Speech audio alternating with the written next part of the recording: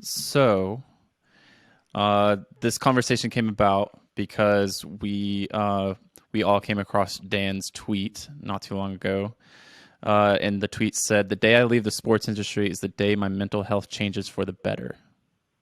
And of course, then I see Jon going back and forth with Dan on there too. And the first response is, "I feel this. How do we solve this problem so that it's not an either or?" And Jon, you and I talked about this recently too. Like, we need to stop.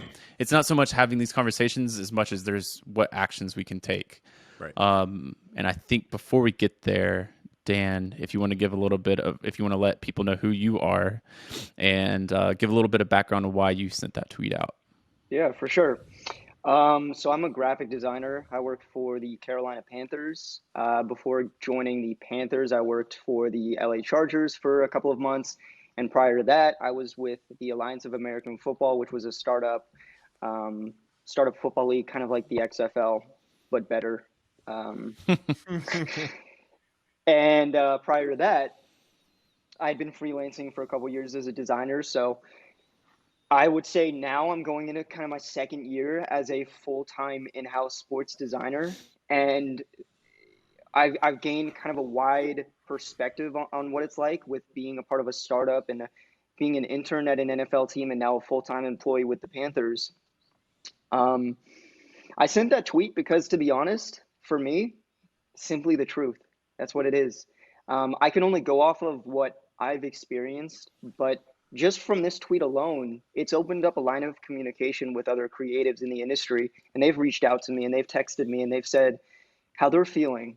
And in hearing those stories, it's kind of eye-opening in the sense that even though that tweet was based off my perspective and my experiences, I know that there's other creatives going through something similar too. And Bryce, that's why I want to thank you, and Jon, especially Jon. I see you on my timeline every day, whether it's tweets about mental health or not. But I do appreciate you. I do appreciate you always opening up about mental health and being kind of an advocate for that. And Bryce, for allowing me to come on this platform and speak about it.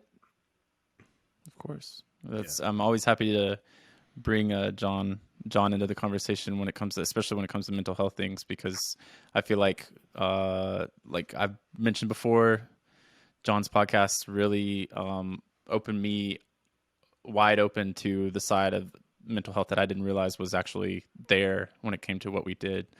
And our conversations were really eye-opening the more and more we had them. And when I saw your tweet, I reached out to Jon immediately because I was like, dude, I think this is a conversation we all three need to have together. This isn't just me and Dan, or like, I feel like it was a good conversation of all three of us to have.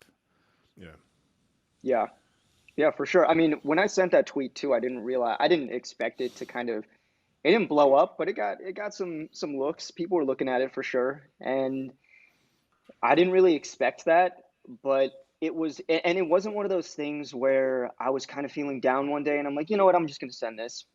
Mm-hmm. I sent it because I feel like the day that we start to become vulnerable with conversations about mental health, but more so about how the individual, us, how we feel about mental health and what battles we're going through, as soon as we offer people that vulnerability, it will go a long way for others who are going through something similar too. So I'm very pleased that the tweet kind of all brought us together, because I think this conversation is super important and it's going to lead to better things as well. Mm-hmm.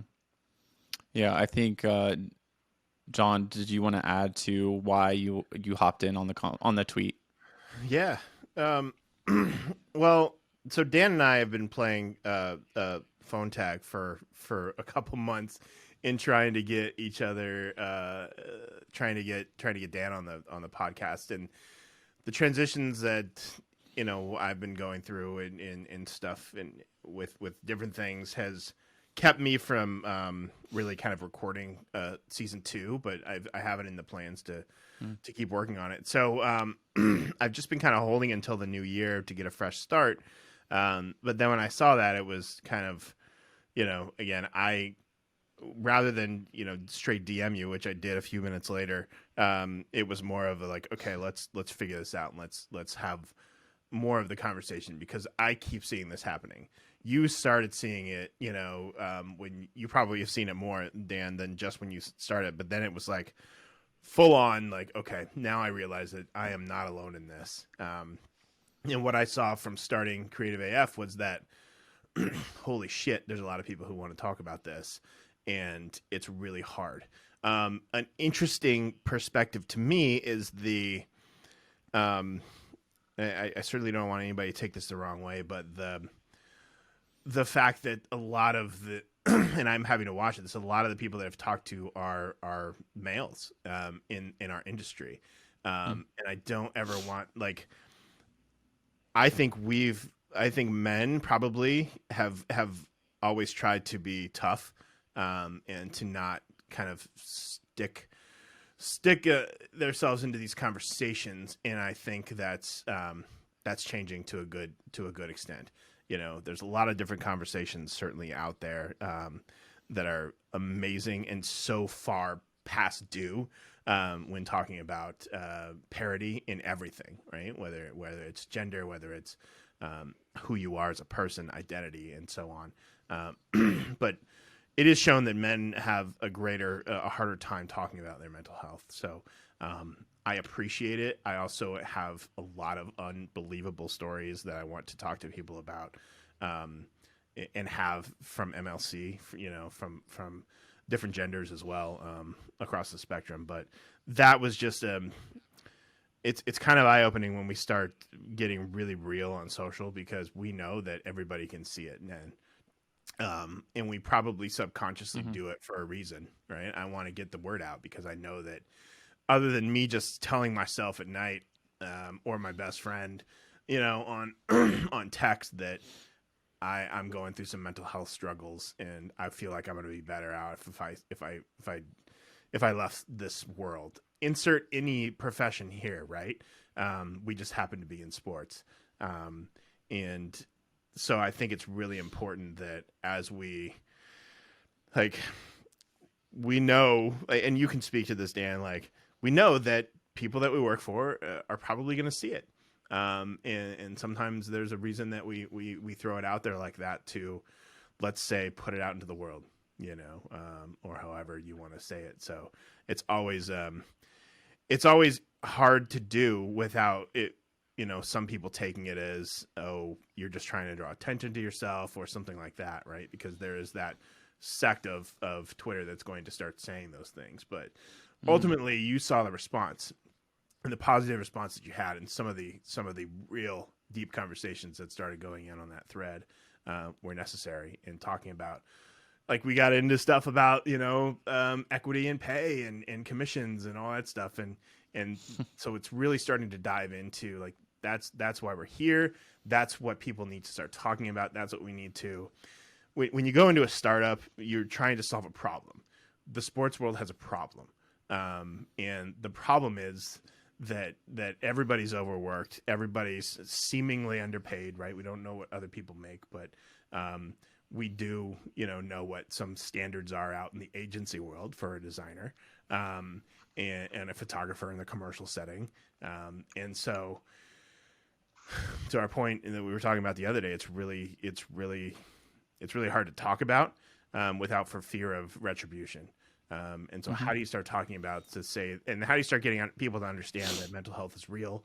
Stop negating my feelings, and whatever my feelings are, and then figuring out, like, more importantly, outside of self-care is one thing. There are a million things out there that we can do for self-care, and everybody wants to tell you what to do for self-care, myself included.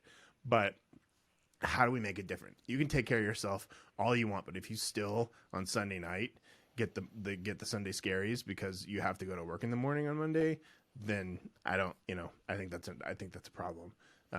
That's deeper than what we can do, and it's systemic, right? It's been happening for a long time, and how do we change it is probably the biggest question that's out there. Yeah.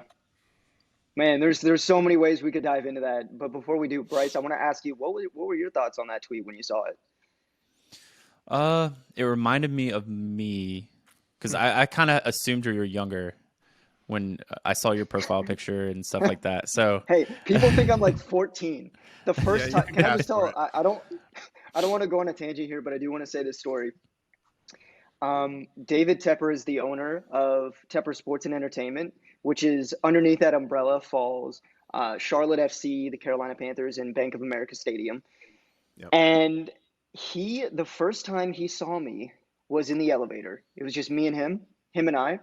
And we're riding up, and he was like, "Do you work here?" And I'm like, "Yeah."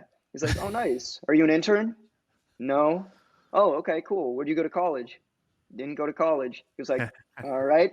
And he stepped right off, and I'm like, "Oh my God." And he was super cool about it. But the next time that he saw me was at our Christmas party, and I was on the dance floor dancing my ass off. And he saw me from across the room, and he leans over to Amy Keene, our social media manager, and he was like, "Who is that kid?" And she was like, "Oh, that's our graphic designer." So it's kind of this joke, like when people see me for the first time, they're like, "Who are we breaking any laws? Like, are you actually legally allowed to no, work here?" It's just always funny. I always laugh at it. that's funny. Those stories. No, it's yeah. Did he at any point like talk to you more in depth about who you were? Just curious. No, he never did. He's a busy man. He never did. But I'm hoping we can have that conversation one time because I feel like we would get along pretty well. Oh, if you start a podcast, you should reach out to him. I mean, that'd be incredible. Dave, let's get you on the show, man. Let's get you on the show. How we make change. Well, going back to why you asked me or how I reacted when I saw it. Again, I saw myself, and also something about seeing younger creative people dealing with this really it kind of infuriates me. I wouldn't say like there was a point where I probably would have like flipped my shit if like I wouldn't have people like John or somebody to help me like kind of calm down. But like seeing people your age go through things that you shouldn't be going through at your age, it's just that's what makes me like really just dive deeper into things like this and want to make it better. Yeah, yeah. I do want to illustrate to the idea, or I want to preface, probably should have prefaced the fact that um, my mental health has been shaky this year, as I can imagine it's been for many other people. But I do want to illustrate the idea that sports is not the only catalyst for what I'm going through. But I think that we can actively work to change things within the industry that will go a long way, right? Mm-hmm. And I'll leave it at that. But I did want to. Sports is not the one thing that's like a thorn in my side. I've got other stuff going on, but Yeah. I mean, I, we can definitely have these I think conversations. I speak for, yeah, I speak for everyone as well, or for me. I guess I should only speak for myself, but sports was a catalyst to the problems and the issues that I had. Right. And I think we talked about that yesterday. Like sports is a catalyst to relationship issues. Sports is a catalyst to, and I don't, because of what sports, because of the amount of time and effort that you have to put into it, in compared to a lot of other jobs, right? And so then you become, I was talking to somebody about it now. You become this holier than thou kind of identity, where your identity is then wrapped up in what you do instead of who you are. And we become the guy who works at the Dolphins, or we become the guy who works at the Panthers, or the guy who shoots the Falcons games, and those are hard things to break from, because there is a dopamine rush that comes along with it.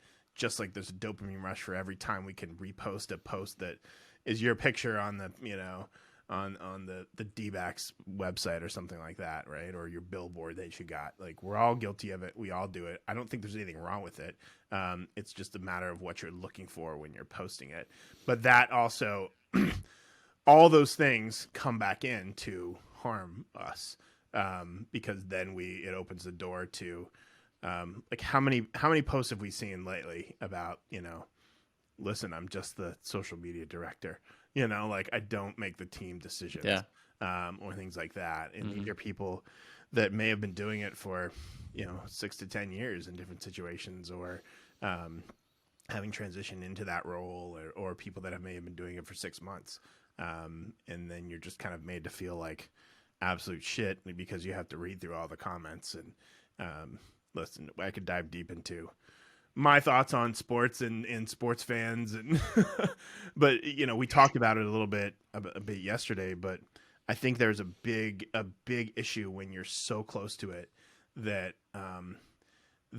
that losing a game or trading a player affects your psyche, and affects your mental well-being.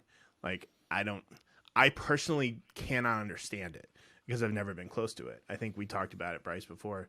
The only time I ever got emotional was when, in sports, in my 20-year career, the only time I ever got emotional was when we lost at the playoffs in 2011. The D-backs lost to the Brewers here, ironically, an hour away from where I live now.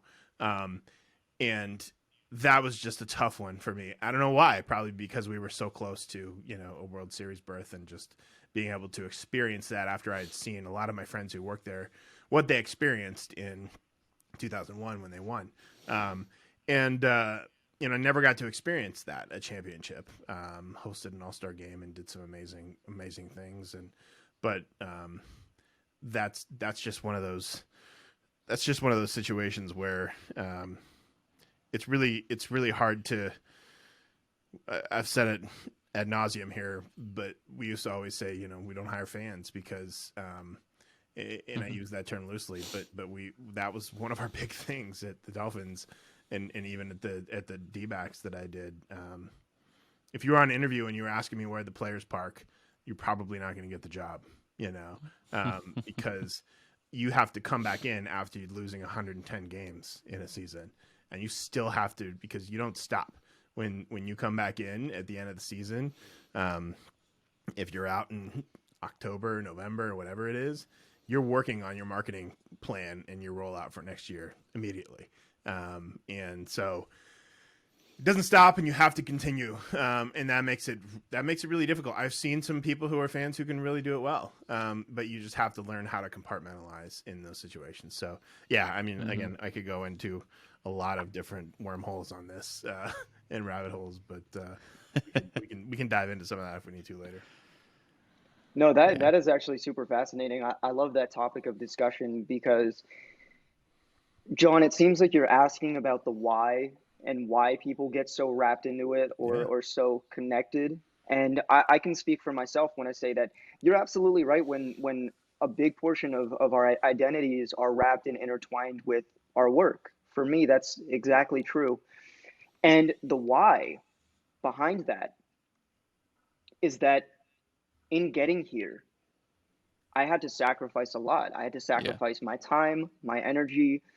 In just under 2 years, I moved from New Zealand to Tampa, Florida, from Tampa to LA, from LA to Charlotte, all for sports jobs. Yeah. When you give yourself that freedom, you cut ties with friendships, relationships, you put yourself and your career first. And Dan, you're 23, right? 21. 20, excuse me, yeah. Come on now. Your baby. Help me out here. You make sacrifices, you do. Right. And those sacrifices, you do it out of a place of trying to, push yourself forward in your career, but you lose a lot as well. Mm-hmm. And you lose that. For me, like I just said, you lose time when you work in sports. I don't have free time to go out and be a part of a kickball league or be on a basketball team and make friends and connections that way. I don't, because I am essentially, I wear a ring on my hand, and I joke all the time, even though it's not on my left hand or my ring finger, but I joke all the time like I'm married to the game, because that's what it feels like. I'm married to my work, because there is a sense of fear, because I understand that, Bryce, do you know how many young people in college look at what you do and what you produce and like, you know what, I want to do that. John, the same thing for you. I have kids DMing me all the time asking, how can I get here? What do I need to do? And I realize the pressure that I'm under and many others are under, because what we do is so fascinating to people, and it's such a unique job. It's so esoteric that kids want what we have.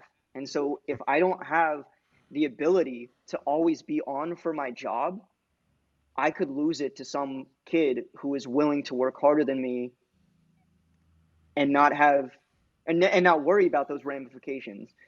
So I don't know how I got on that tangent there, but I'm gonna reel myself back in here, and I'm gonna cut myself off. But No, yeah, no, I think I think the point you were kind of where you were stumbling away from was what you were talking about with why you're so connected to your work. Yeah. And that's all I have. That's all I mhm, have. I moved to mhm. Charlotte for this job. I didn't move to Hmm. Charlotte for anything else.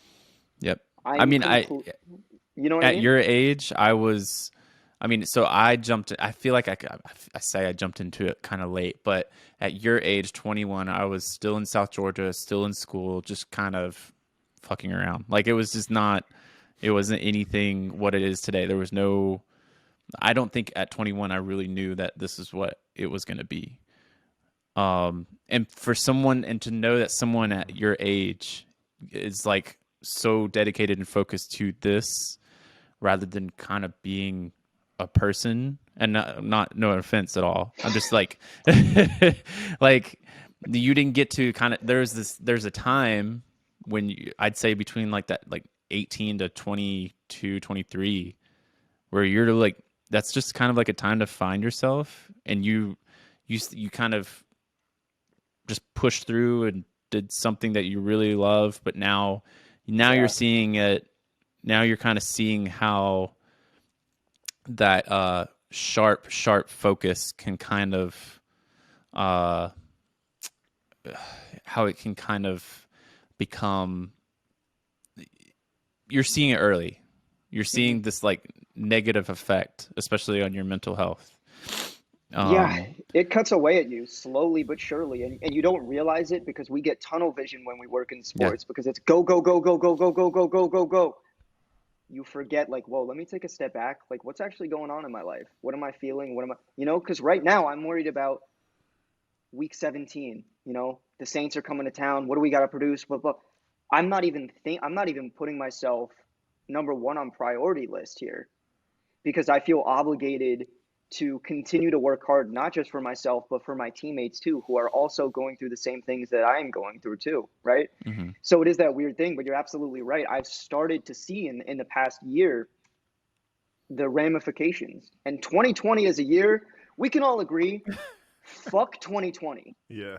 worst year ever, Yeah. right? And for me, I've had things that I've had to deal with, but this year has put a magnifying glass over those issues and raised my awareness to the point where now I feel very comfortable talking about these things with you guys and opening up that line of communication. Yeah. I think one of the things that the difference now is that people are realizing it younger and younger. So I'm 43. When I was 21, I was wrapping up grad school or in grad school and heading into the sports world. I was already in it as an athletic trainer. And again, it was, I was married at the time, but there was still also this 24/7 focus, even though you could turn it off because there were no cell phones. That makes me sound super old, or they were just starting, we were just getting cell phones at that point, Blackberries and everything. Social media didn't exist, none of it. So there's that has a big play into it as well. You didn't have anybody else to talk to but whoever your friends were. So I think sometimes our social circles now are literally our social circles versus going out and interacting with other humans. 2020 aside, right, where we shouldn't be doing that anyway right now. It's to hear it kind of hurts me, honestly, to hear you say those things, because I know you're not glorifying it by any means. In fact, probably the opposite. But it's I do believe there's a season, right? The song, there's a season for everything, and I think that at this point in your life, there's a season to do that and to bust your ass and to work really hard to set up what you're doing, as long as, to steal a little bit from the movie Soul, like, is that, does it give you, is it your spark? Is it why you're doing something? And is it what you plan on doing to set up your legacy? And I think, they say we're going to have, like, they say your generation actually is going to have three to four different careers. And so it's interesting to hear that you've essentially reached the pinnacle, right? To you, and in getting to where you are in the NFL and getting to where so many other people want to be. It makes you wonder, right? Like, what would happen if I would have done it differently? What would happen if I would have actually gotten out? And I imagine you're saying, like, you didn't not go out and hang out with friends or things like that, but it was just it's a different hangout than some people now who are still continuously, like, it's that it's a whole different life, right? Where it's constantly going out or at the bars or all those things. I'm envious of that a little bit, to an extent, but it's, I think, hearing what you say is tough, because I think you're not the only one. There are so many other people who are in that space who are just giving it. My question then is that right? Understanding and right and wrong is whatever. It's subjective. It's a construct that we developed over time. Just like somebody developed 40-hour work weeks, versus something else. And I think most people in sports would probably die to only work 40 hours and love it. So are we doing ourselves a disservice by working our asses off, so to speak, for that amount of time and putting all that effort in when we see how it can be done differently and more effectively, just with probably a little bit of more of an investment in people and resources. And I don't know, there's no, like, that's the ultimate question when it comes down here is what are the things that are causing us to have to tweet about our mental health? It's diving really deep into that one question, right? Because we can talk about how we've busted our ass and we've worked hard to get there. We all have those same stories for the most part. I think people in sports, you have to do that to get where you are. But is there a way that it could have been done differently and still giving you that same amount of joy and that same amount of compassion, for what you've been building? I know my answer, but I'd love to hear your guys. I think that's a great question. To me, the first thing that comes to my mind when you pose a question like that is, you're absolutely right when you say it's subjective. Because I think that life priorities change for people, right? When I was 17 and I was in high school and I was living in New Zealand and I absolutely hated it, my main priority was to get out of New Zealand. And how could I do that? It was actually through sports design. Mm-hmm. So I made those sacrifices to accomplish that, right? But my priorities have slowly changed as I get older. I'm 21 now. A family is a little bit crazy for me to think about right now. But, when I'm getting closer to 30, that's something that I would like to prioritize over my job. So that shifts my mindset in terms of how much I'm working and how effectively and efficiently I'm working too. And I think it's, like you said, it's subjective for people. Because I know people like Gary Vaynerchuk is going to be like, yeah, dude, you just need to work your ass off. Like, work, go, go, go, go. And other people are going to be like, yo, honestly, I'm cool with making 42 a year and just chilling and coming home from my 9 to 5 and playing video games for the rest of my life. I'm cool. You know what I mean? So it's different. It's different for everybody. But I think that as I get a little bit older here, my priorities have changed. I'm not trying to be working 80 hours a week. I want to find me a beautiful woman. You know what I mean? Can I do that right now? Probably not. Yeah. I want to make a comment on one of the points you mentioned of does busting your ass and working harder ultimately mean you're going to get paid more? I think that's this misconception that we've made that we have to work harder to make more money. And it's the hustle grind mentality, right? If I prove to you that I'm hustling and grinding, then you should pay me more. No. Like I don't think, I think that's one of the problems that we've had. So we want to put in all this time. We want to, like, how many times I'm so guilty of it, right? Leaving the office, it's 1 a.m. Posting a picture of Hard Rock Stadium so everybody can see that I was still here, until that long. And I think it's this glorification of everybody look at me, look how hard I'm working, and now I want you to pay me more for it. So I would rather somebody in your age think, I want to find a job and a career that respects my talent and my abilities enough that they want to pay me $80,000 to work a normal week. And I didn't know what that looked or felt like until I came here to a startup. As crazy as that sounds, everybody was like, why would you leave a sports for a startup? And it's just like, well, it's very different because now every day I wake up and I have to say, what do I have to do today? Because there's nothing, there's no timeline. There are timelines and roadmaps, but you are at the mercy of your funding, and you're at the mercy of, how much you want to work and put into it. And I really truly believe that we can be more productive in 6 hours of focused work than a lot of us were, myself included, in an office in sports for 14 hours. There were, if we really truly break it down and look at it, the amount of time that we're actually sitting and doing it, it's very different now in the pandemic. I think people have seen that. They realize that, oh shit, I can get a lot done without a lot of the distractions of hanging out with my friends. But then you're giving up some of that too, because that's a big part of the culture of sports is hanging out, and water cooler talk, for lack of a better term, and just being with people or going out on photo shoots and art directing those things and things like that. So I think that's one of those things that you kind of have to, that kind of has to get normalized, is getting paid your worth to, and not making it so that you have to feel like you have to hustle and grind 24/7 in order to make it work, a la Gary, right?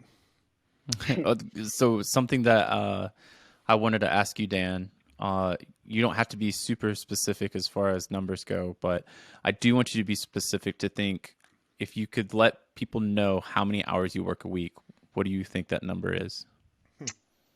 The reason why I say this is like, I'm willing to bet there are going to be people who do end up listening to this who think, oh, come on,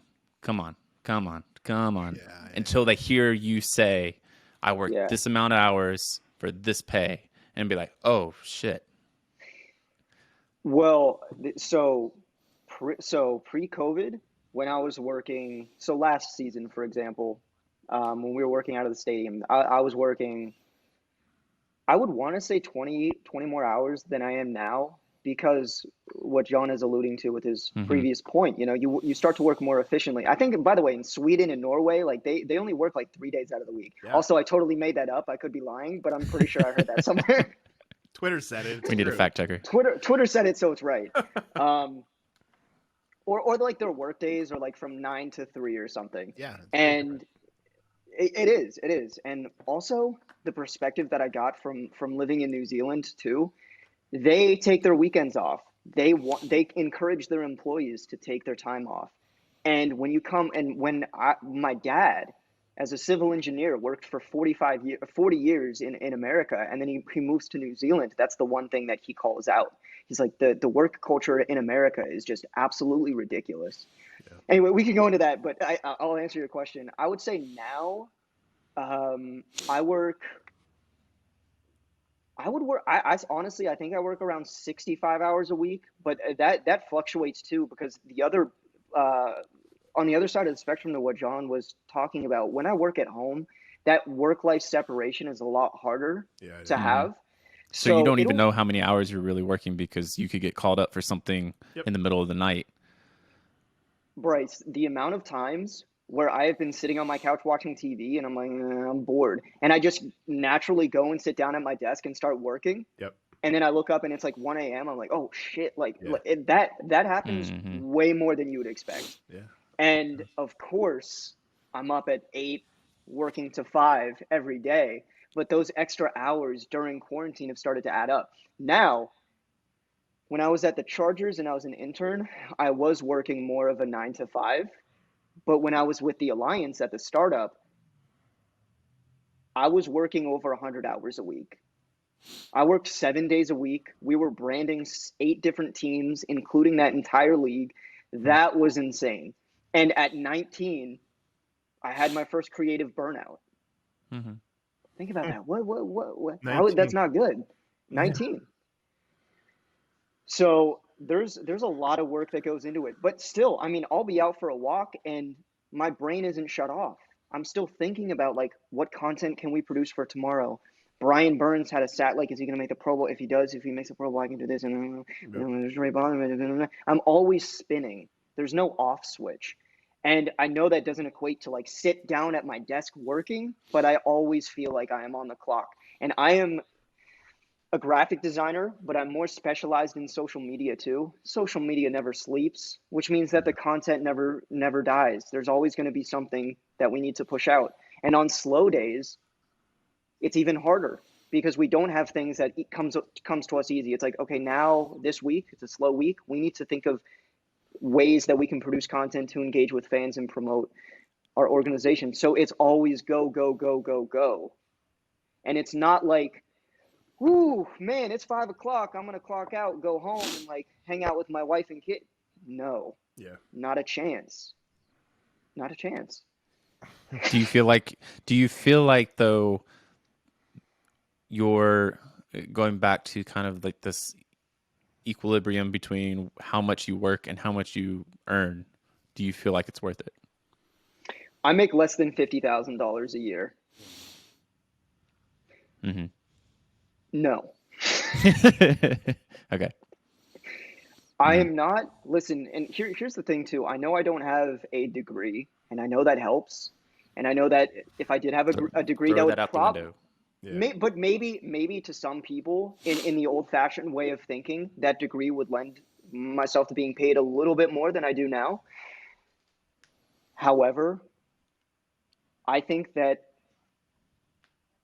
I fit in the majority when I say that I don't think I'm compensated for the amount of work that I put in. Yeah. I mean, I think the college degree thing, I hear that argument quite often. I hear that actually from my wife quite a bit, is she thinks that she would get paid more if she would have gone to school for what she does now at the job she's at now. And I just tell her this is just bullshit. Like you care about what you do. Therefore, you're going to put more. It's just, you've heard the studies too. Like people that get these high degrees in whatever thing, they get to that job and they just they coast. There's not really any room for you to kind of like go up. And for people who don't have these degrees, these people who just want to know, want to learn, want to get better, that's where that there's no ceiling. And for someone like yourself, being on an NFL team working in a professional setting at 19, already tells me that you want to get better. You want to be great at what you do. Yeah. Now, is that out of wanting to be great, or is that out of a fear of not being good enough because I lack that tertiary education? So there's a constant need to prove myself. You tell me. I think it's a bit of both. And this is why I can't speak for the women in sports, but from some of the stories that I have heard, they do experience some of this idea that they need to prove themselves as well. When they're the only woman in a room with 25 other guys, they have that feeling too. And it's tough. Like that comes with the overworking yourself and trying to be better. But Yeah. again, it is a little bit of both because my personality trait, like I'm just always improving. But I always want to improve. But shout out to YouTube University, because kids ask me all the time, like, how do you Dude, Google that? YouTube. Google it. It's It's all Mm-hmm. right real. there.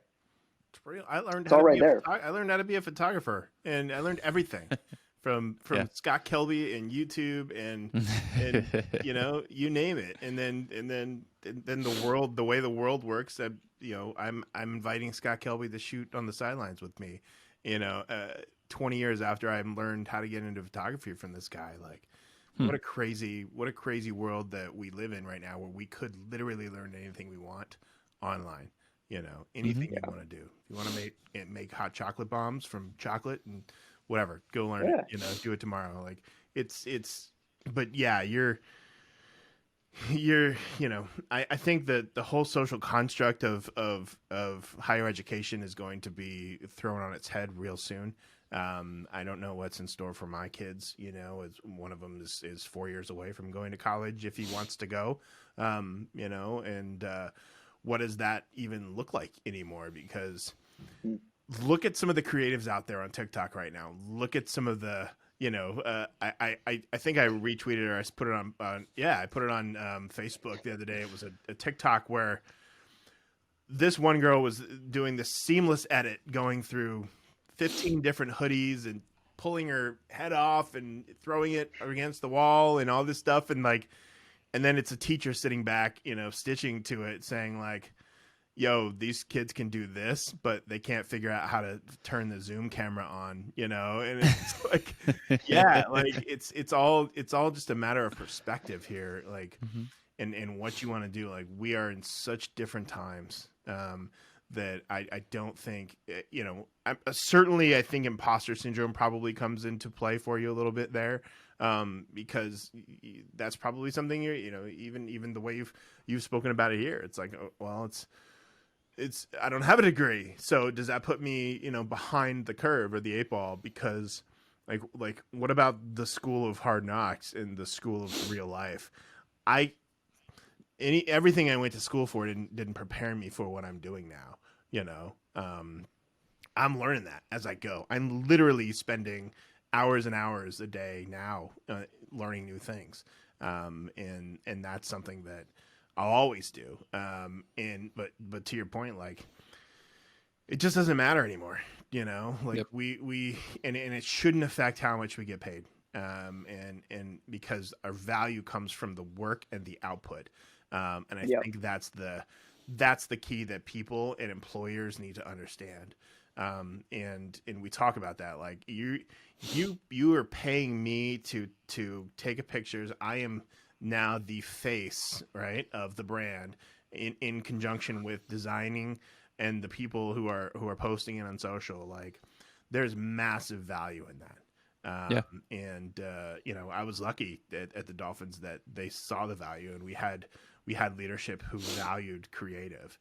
And that's not always the case. But I think we need to do a better job at that, because I think as we come and start putting together the building blocks of how we can do better in this, the financial piece is a big part of it.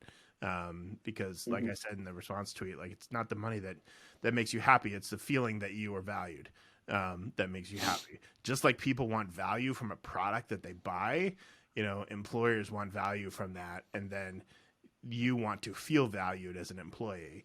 And if you're not feeling valued as an employee and you're putting in 80 hours a week, then your mental health is going to suffer because of it. So, Yeah. I think I just want to add a little bit more to that too. I know we talked about this yesterday, and you kind of brought it up earlier, about thinking about having a family, and that college degree aside. I mean, I look at the jobs that I've taken for just a couple $100, maybe quick shoots, whatever. If I weren't married, really wouldn't question them. But now that I'm married, I question every fucking job I take now, because it's not just will it support my family, but is it taking time away from my family? And that stuff is, I feel like it should. There's got to be some sort. I wish there was some sort of way that kind of taught younger creatives early on. I mean, I kind of, that's why I brought up yesterday the fact of like, don't sacrifice having relationships right now, because it's a good time to kind of learn how to handle both sides of that coin. Yeah. But really, when you get to that point where you actually want to have a family, and you know that you gotta be there and be financially supportive more, but at the same time, you want to be there for your family. This is when it's just gonna. This is when it really exploded for me. This is when I got more like pissed off about it. Is like my wife upset at me for doing this thing that I could have easily just spent this time with her to do. Or I mean, it's just you'll see it maybe. Hopefully you don't learn it the hard way. Yeah. Hopefully that's I wish on nobody. Well, and I think you're already learning some of those lessons now, like without the relationship, and how hard it would be. Imagine insert family here, right? Or insert relationship here. It's hard. You can't, like, our brains are not, especially with what you said earlier, like you function in a black and white space. Give me something to do, I'm going to do it, right? And then when you add a family to the mix, or a spouse or a girlfriend or anything to the mix, it's just like, okay, now we have some new things to deal with here, and now how am I going to compartmentalize my life so that it's constantly I'm not talking about work 24/7. Like, the last thing you necessarily want to do when you go out to a bar with friends is constantly talk about the Dolphins and the draft choices and all that stuff. Like, I don't know if I told you that. I've seen that happen. Oh my gosh, it's constant. Yeah. One of the funniest stories I have is that I was in such a tough place in going into therapy, and then I found a great therapist that I really had some good reviews, and my first minute in there, and he comes in and he asks what I do, and I told him, and he goes, and I was hoping, like, okay, I don't want to have to talk about Dolphin stuff the whole time, right? And he goes, "Oh yeah, my dad was one of the original guys who named the Dolphins team." And I was just like, well, here we go. Like, and then and I literally told him straight up. I was like, yeah, I want to make sure, like, if we want to do the end after my 30 minutes are up, like, and talk Dolphin stuff, absolutely. But as long as we're not on the clock, So yeah. Do you feel, John? Do you feel, and then you can comment on this too, like when you're trying to just be a person and meet new people and make friends, and all they want to, like, kind of to the point where I think we're like, you want to be able to learn something. You want somebody to appreciate you for you and not for what you do. Yeah. If that makes sense. Yep. No, I there's nothing better that proves the point than leaving a professional sports team to go start a brand, and having to then explain what you do, and for people to go be like, oh, I have no idea who you guys are, and I'm like, I'm good with that. Good, right? I'm good with that. And then they'll get into like, well, what'd you do before? They'll see it on Facebook or something like that, and they'll be like, God damn it, like, let's talk about that. But it's also like moving away from the environment was what I needed as well. We had a great village there in Broward County, in Cooper City, where we lived, and amazing friends, and the kids loved it, and every baseball team and everything imaginable. But there was a point where I needed to kind of come and be anonymous for a little bit. And that was the great thing about moving up to a small town in Wisconsin, where I could be, and people could still talk about because one things that we always used to talk about, right?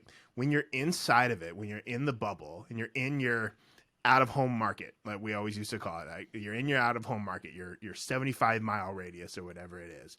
Everybody cares about you, and everybody cares about your team, and everybody has an opinion of your team. And you're sure, yeah, there's going to be people in different states who are also fans, but what happens is when you come and you get out of that scenario where that was causing you a lot of stress, you realize that your team doesn't mean anything to anybody else. and you're so caught up in it, and you see it on social. But then you come up here and it's like, all they care about is the Packers and the Bears, and who's going to win, and what that means. Like, you'll occasionally get the, oh yeah, I'm a Dolphins fan, since Ace Ventura, and I love Dan and those sort of things. But for the most part, you get so involved in it, and you get so much in your own bubble that you quickly realize that nobody cares. We used to talk about the D-backs all the time. I was just like, I'd talk about Brandon Webb like he was like this superstar, and he was a great pitcher in 2007, but nobody knew who Brandon Webb was or cared about Brandon Webb, outside of us there close. So it's all, again, I say it and I just said it, perspective.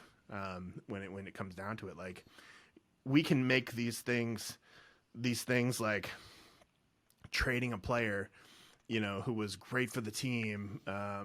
Like imagine how they felt in New England when Tom left, and how many people probably broke something in their house, damaged something, God forbid, did something to a partner. But I honestly wouldn't put it past people, because I've seen how fans react to that. And to me, that was just never something that I could really grasp. And I think that actually put me probably in a better position to work in that environment, because I honestly, truly didn't care.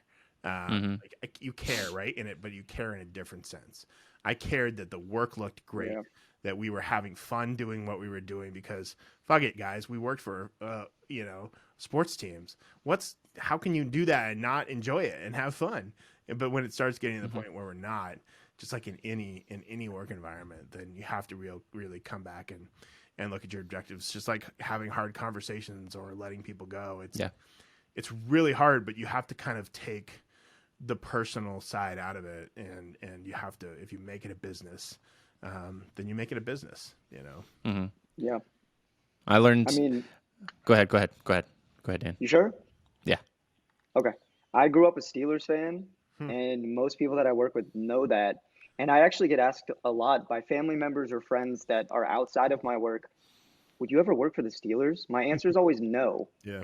Because I feel like I would get too attached, right? Like, working at the Panthers, sure, like DJ Moore, CMC, those are my guys. Like, I love those guys, but I'm not going to get caught up in the way that John's talking about. But I will say, though, I still am very proud. Like, anytime I get into an Uber or a Lyft, and there's a guy driving the car, and I'm like, hey, are you a football fan? Yeah, I work for the Panthers. And it's always like that moment, like I get that dopamine from it in that 2 minutes. And then he's like, all right, whatever. I don't care. Like, let me just get you to your destination. But still, I carry that pride with me. I'm like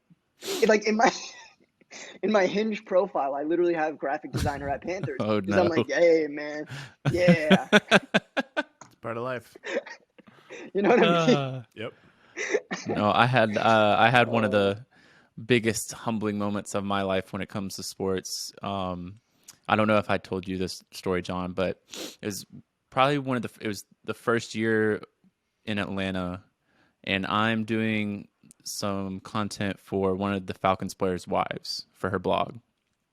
And she was pretty well known for her story with like the team and stuff. But, and this is where, like, for you guys have like the people around you that you work with, you grow close with. For me, it's kind of almost like the players are my team of people that I work around with, being a freelancer.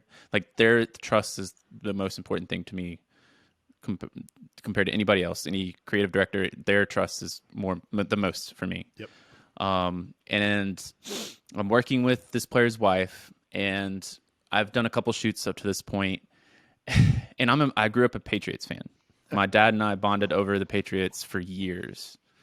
Like it was like I still kind of find myself a Patriots fan because like we went through some shit. My dad and I went through some shit together, and just that talking point alone really helped us stay attached. But I remember the day I was sitting at a coffee shop. It was after the Super Bowl, I want to say it was a couple months. It had to have been a couple months after Super Bowl. It had to have been some time, luckily. But I saw it was back when all the memes started coming out for like the Falcons were up 28-3, and I thought it was funny as a Patriots fan. So I, being the dumbass I was, sent it to that player's wife as a joke. Yeah. Ooh. And I'm very thankful for like how she reacted to it, because I could have seen it. It could have gone a lot worse. Yeah. But she was like, "Did you think that was funny?" Like in the text. And I was like, I'm sorry. Like, I remember sending it kind of thinking like, maybe this might not work. But anyway, she was really like, the way that she explained it to me to this day is what I think about with every player. She said, I watched my husband's childhood dreams go down in a day. Like this guy worked for his entire life to get to that moment, and it gone. Yeah. And these are nice people too. And for me to be that fan, like we're talking about, like to this, that I hold that so close to me, that moment, because like that helped me see it differently. And I think I've had better relationships and been able to do what I do now because I approach players and people that way. Yeah, it's sports is can be a weird industry for sure. Yeah. I mean, players are looked at as celebrities, right? Like Of course. people see Kim Kardashian and all of these big names. They forget that they're people because people put people on pedestals. That's what humans like to do. And especially guys who are in the spotlight, like DJ Moore, for example, keeping it Panthers related. I remember like watching him my first season. I'm like, dude, this guy's awesome. Like I guarantee you, if him and I ever hung out, we'd be best friends. And then like one time I was walking into the stadium and I was like delivering Chick-fil-A sandwiches to our digital team. And he walked right by me and I'm like, hey bro, do you want one? He's like, nah, I'm good. Thanks, man. And he dabbed me up and I'm like, that's crazy. And keep in mind, I'm like still kind of not a fanboy, but I'm like, holy shit, that just happened. It's like you forget that these people are People down to earth. They're people. And it's crazy. Like fans on social media. That's why social media managers or coordinators, I respect the hell out of those guys because they have to filter through and read these comments about the organization and the players that are so negative. And people don't have that filter that's needed. It's strange. Yeah. No, they don't have the opportunity like myself for all their wives to DM them back and say, did you think that was funny? Yeah. Did you mean what you said? She kind of sunned you. I'm not going to lie. She sunned you, man. She was like, sunned me? Yeah, man. She was like, oh, no. Come on, son. Come on, son. Oh, sunned me. That's a new one. Yeah. I like it. I'm going to use it. I never heard that either. Yeah. She got you, man. No. But, yeah, it's, for me, talking to you guys, it helps me have a better perspective on the team side of things because, again, I've mentioned before I'm a freelancer, so most of the time I'm working with teams in a subcontractor way, so I don't get to see the inside of what you guys go through. Hearing Dan and hearing you, John, talk about your times working internally with these teams. I've always seen things during shoots, and I've just kind of thought like that can't be right. Like, and hearing you guys talk about things really kind of puts into perspective. Like, okay, I'm not crazy. Like, this shit is really happening. Yeah. Like, people are feeling and saying these things, and nobody's there to like help them. Yeah. Yeah. I do also want to say, I want to put it out there too. When I speak about mental health issues relating to sports and I tweet things like that, that is not necessarily related to my time or experience with the Carolina Panthers at all. Yeah. Of course, there's going to be moments that I have here where I kind of look and I'm like, oh, that's not right. But it's a work in progress, and that's what these conversations are for. So super excited to just speak on it, open up this line of communication for people. Yeah. like you've said, John, we're not sitting here trying to, call all the teams out by name and stuff like that and say that they're all bad organizations and stuff like that. We're trying to just make it better. Yeah, Right. it's very much of the. I always tell people, listen, like these teams that I worked for, the people that I worked with, are the reason I am who I am now, and they're the only reason that I am at the position I am in now, and I get to make things now that hopefully can help ease our mental health and make us realize that we're not alone, which I think is one of the biggest problems that we face, because especially in 2020 with so much loneliness, people just want to know, that somebody's out there who's dealing with it. When I don't know about you guys, but when I was dealing in kind of my bad space, I was on Google so much, just trying to figure out who was dealing with the same thing I was, and then what are the solutions that are out there. And I think that's an issue that we face right now. So we are at the point where, teams are I don't know. I've been out of it now for a couple crucial years in the time frame where mental health has become really, really important and discussed more. But we used to have health fairs, right? And it's great to get a massage, and it's great to get your blood pressure taken, and it's great to get, all the business cards and all the free swag. But really, who's doing anything?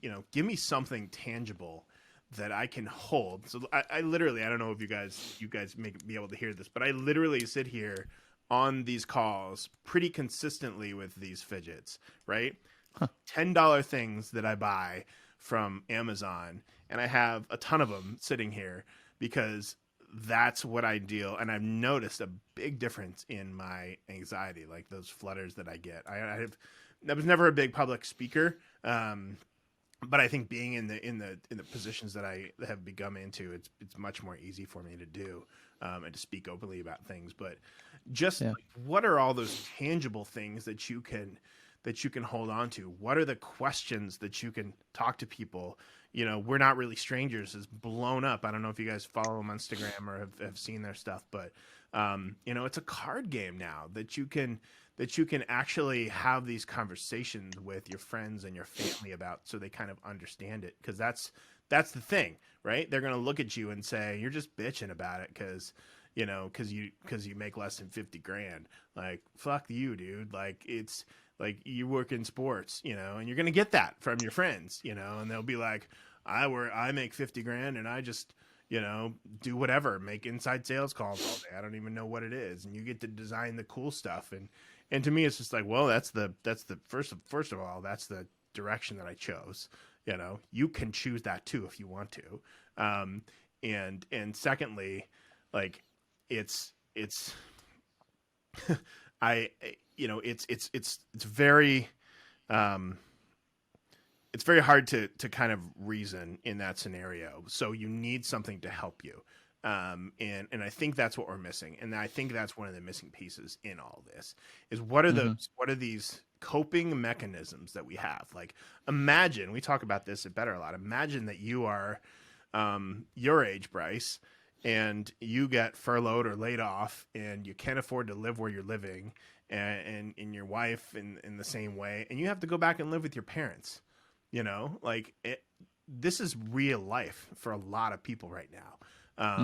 Or college students going through their college experience in their home basement, or their home bedroom, and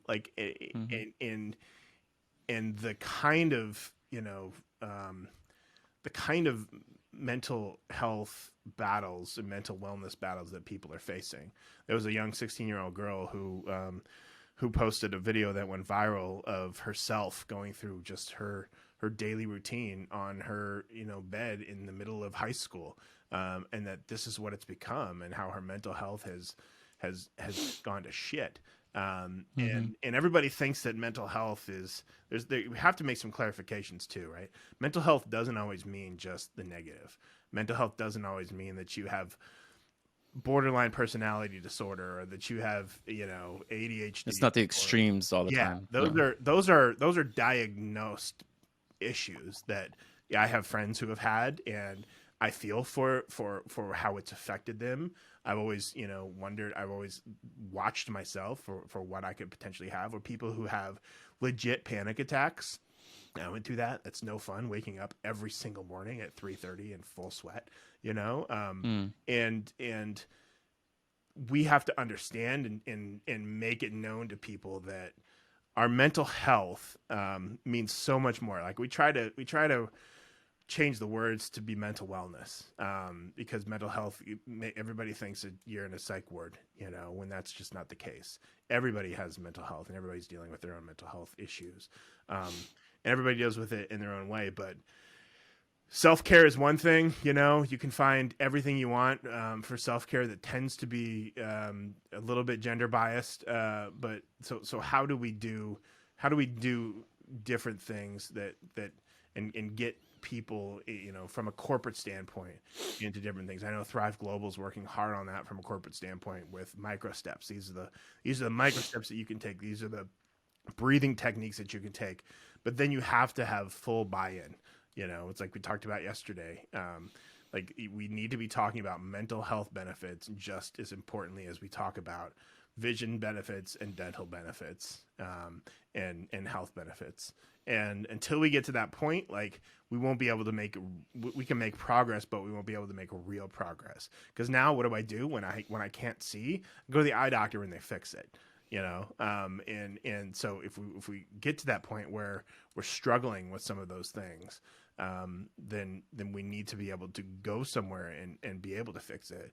And employees and friends need to be able to give you something that really helps you with that. For me, it's fidgets. For me, it's, you know, different items, aromatherapy, things that help. You know, for some people it may be acupuncture and you know, and straight up therapy, which, you know, has been real helpful. And now online therapy and how easy it is to do it nowadays. So it's just then telling people like, this is available, you know, and how do you break through the algorithm so that people know it's available?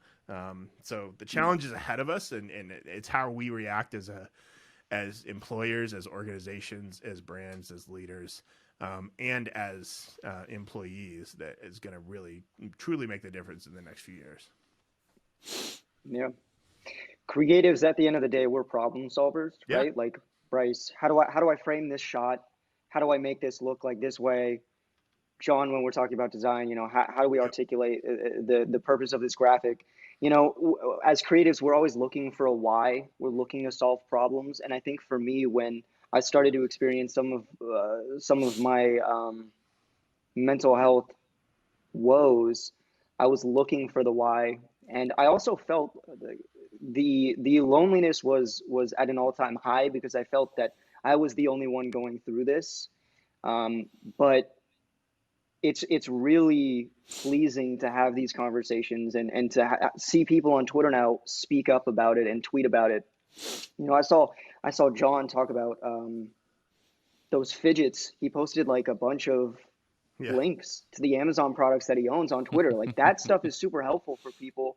And I almost bought everything. I'm not gonna lie, I almost bought everything on that thread. I really like the black one that just like unfolds and refolds. The Infinity Cube. It's brilliant. Yeah, man. That's cool. I need me one. I love to hear it. And it's just things that like are proven, right? Like they may be little tchotchkes from China, but honestly, they're proven.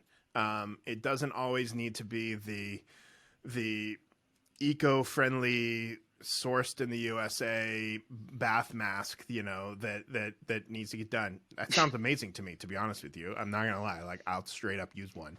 But there are little things that I can't use one of those when I'm sitting on a Zoom if I have social anxiety, you know. So how do I get through that class, you know, thinking of my son?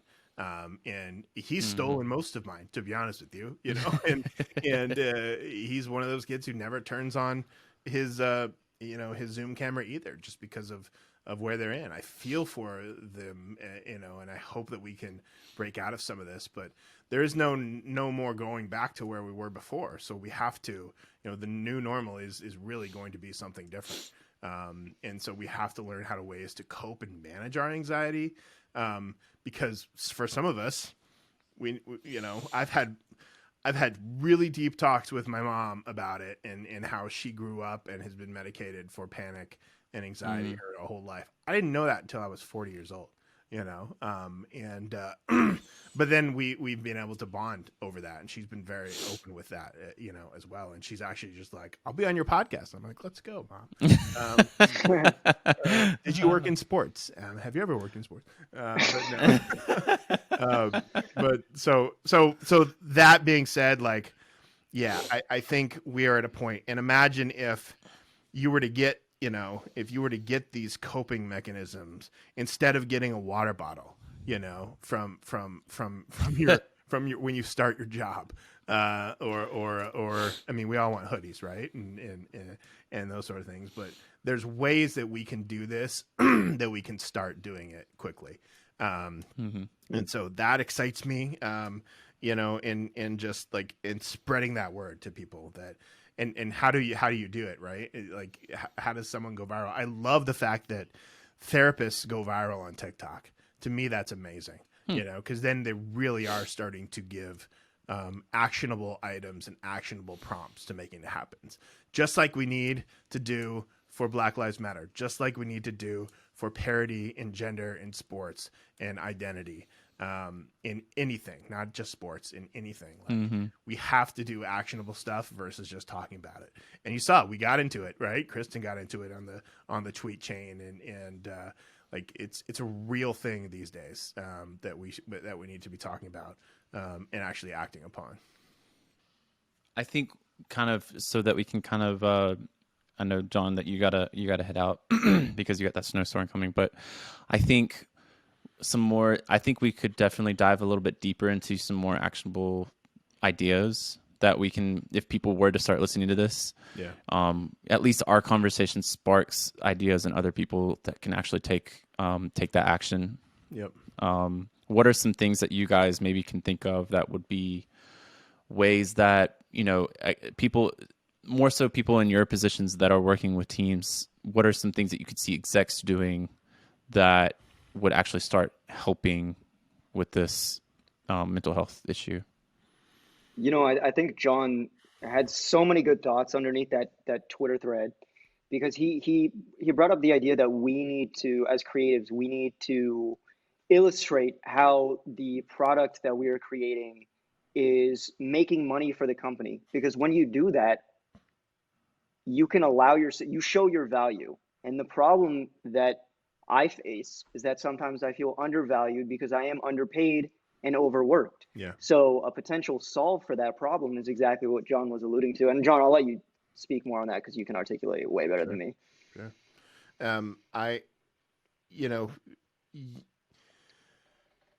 Money, again, we'll say it again. Money doesn't solve problems. Throwing people and money at problems don't solve it. We have to get to the root of the issues here with our mental health and what's they're coming from.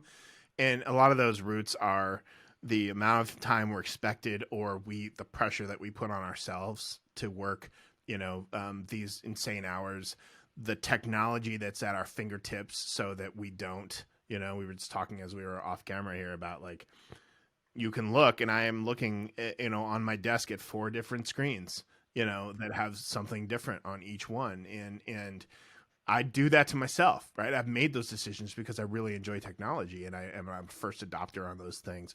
And then you have to decide for you, nobody else can decide this, right? For you, what would help you feel better about yourself in those situations, and what would help you feel better about the job that you're doing. And if it's money, then you need to have those conversations. And if it's then you need to step up and start making that. Like, I don't know if you guys follow Panda Design, but they're amazing. They were at MLC 3 or 4 years ago, and I had them on one of my shows with Better a while back. But they do an amazing job. It's PANDR. They do an amazing job of saying how much that we need to stick up for ourselves as creatives. Stop doing work for free. Make sure you have contracts in place before you start anything.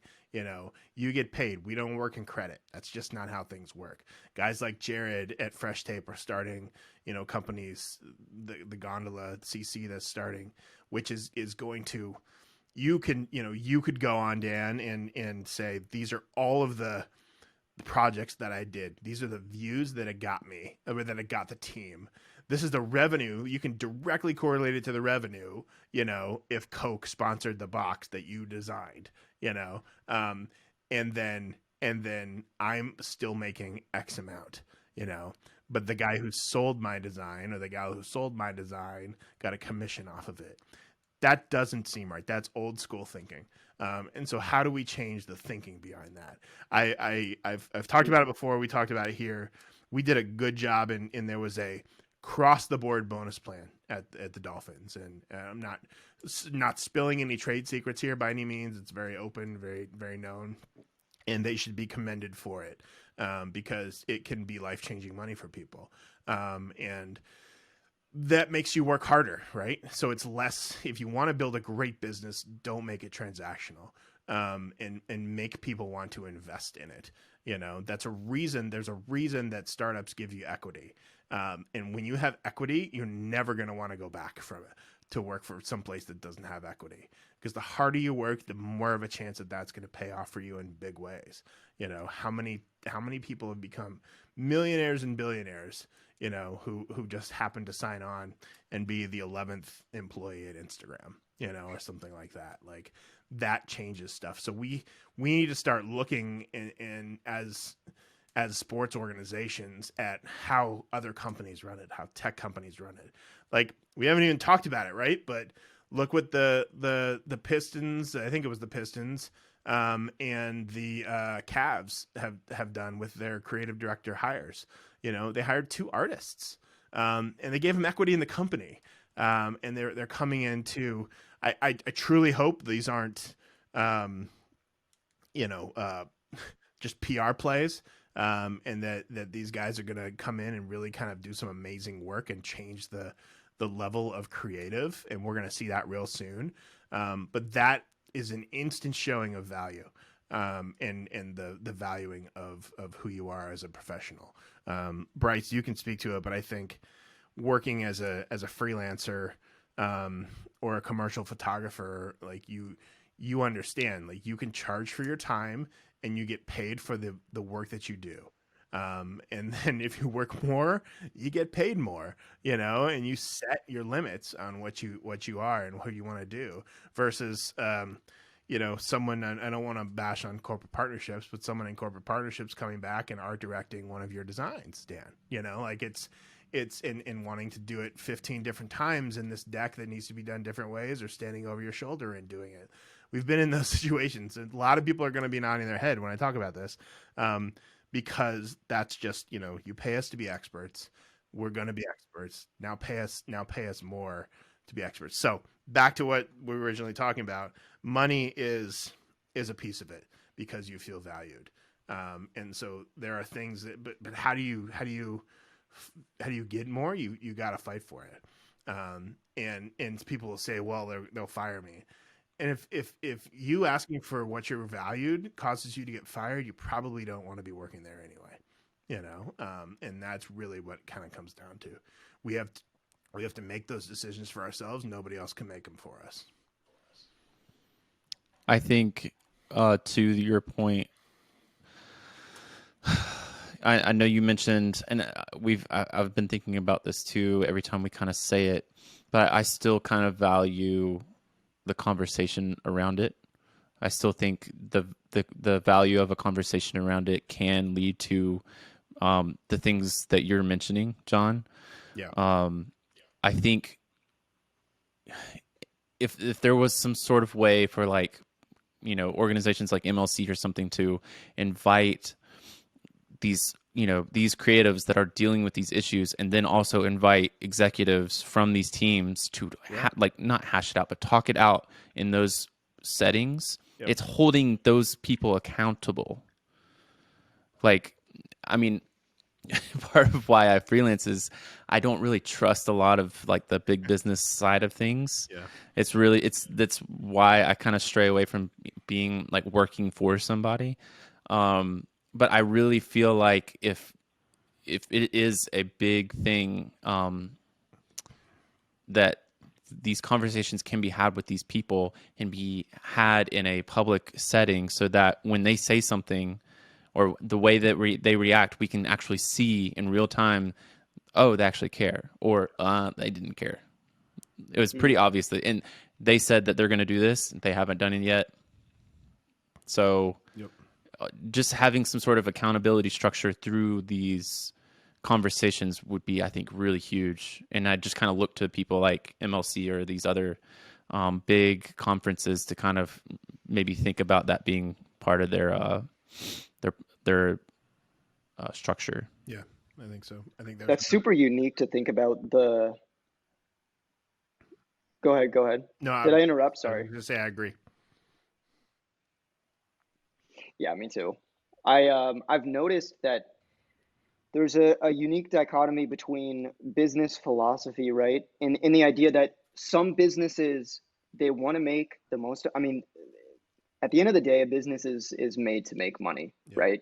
And some businesses want to make money by working as efficiently as possible and by paying people the absolute bare minimum, but knowing that they can do what they do at that price range, for example, if we're talking about money. And other companies deploy ideas, for example, like unlimited PTO, Yeah. right? That is made for the employees. And in a strange way, like John, we kind of talked about the other day, like people end up not taking that because they feel comforted and welcomed by the company. Therefore, they put more time and energy into working for it. So it's a weird thing where like you can either go down the road where I'm going to hire one graphic designer, for example, I'm going to pay him whatever amount of money, let's say 45 a year, and I'm going to work him to the bone, but I know that even if he leaves, I can still fill that position with another graphic designer who's just going to do what I want, and I can get away with that, and I'm going to save money by having that idea in place versus hiring a full creative team, which is one way of thinking for a business. But the other side is exactly what I was talking about with, you invest in your employees and they'll give back to the business. So I've seen both sides, and I prefer the latter. Yeah. Yep. The latter makes more sense. It's the fact that it's so I hear how you've talked about your differences working with, and John too, working amongst teams, and like you've worked for 2 NFL teams, Daniel, and they're completely different on how they operate. Like if it's under the NFL, why isn't there some sort of like, synchronicity to how they run things, like, the pay structure for creatives or something like that? Like it Because does. each individual team is its own business. Yeah. Because it's different, because they have their own owners. Like the owner owns that team. The owner is that CEO, whatever it is, like they own that team. They can do whatever they want. I mean, I'm sure there's guidelines and restrictions that they have to abide But by, see, but that right there, the guidelines, is what we need to change. yes, Yeah.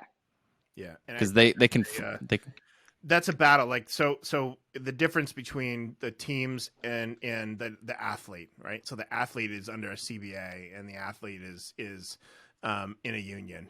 Like that's the difference. The creatives don't have anyone fighting for them. No one, other than yourself, or if you have a boss that values you and values your talents. I've been lucky to be in places that do, and I still went through some shit, right? So that's the interesting part, right? I can assure you that money doesn't solve things, but there was also, there's a lot that, like you said, Dan, there's a lot that goes into it outside of just sports. So we're not bashing sports here, but that being said, I don't think there's any way, unless you were to unionize, and that because to use a phrase that we started, stronger together, right? And that was, it sounds cliche and it sounds, it sounds kind of awful sometimes, but you really are like, there's power in numbers, because Dan can go straight to them and they can listen and say, oh, that's cool, that's cute. I'm not going to do that. I'm not saying that's what they would do, but that can be some of the reactions. Like, sorry, there's 1,000 other people who want your job, right? Until we can escape from that mentality. And they're right, though. There are 1,000 other people that want your job, and who will do it for less than you, probably, just to be a part of the Panthers organization. But until we escape that, and the leadership finds true value in understanding the creative, then we won't be able to make those differences. So we have to be able to express that value. And I think there are some tools that are coming out that are doing that. I know I've talked to some good friends who've gotten out of sports and have started creative agencies that are designed to show the revenue generating from your creative. And that's really important.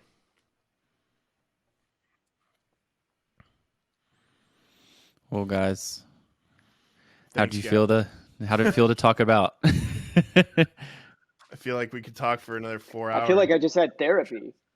Oh yeah. I know. Well, Bryce, do I send my my invoice to you for this therapy session or what? No. Perfect. Oh, it's all free, my guy. I love it.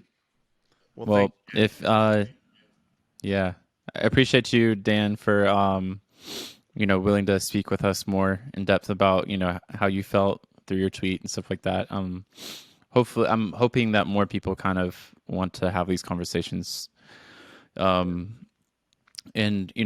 I hope you end up having more of these conversations too with the people that you're close to in your circle up there, because it is a thing that is kind of like widespread, but there can be a difference made if we kind of look at our circles and start kind of talking amongst our circles about how it can be better too. Yeah. No, thank you for having me, man. This was awesome. Yeah, no problem, man. All right, guys. Well, Jon, take care. Stay safe in that storm. Thank you. I will. I'm gonna get home. All right, guys. What you gonna play now?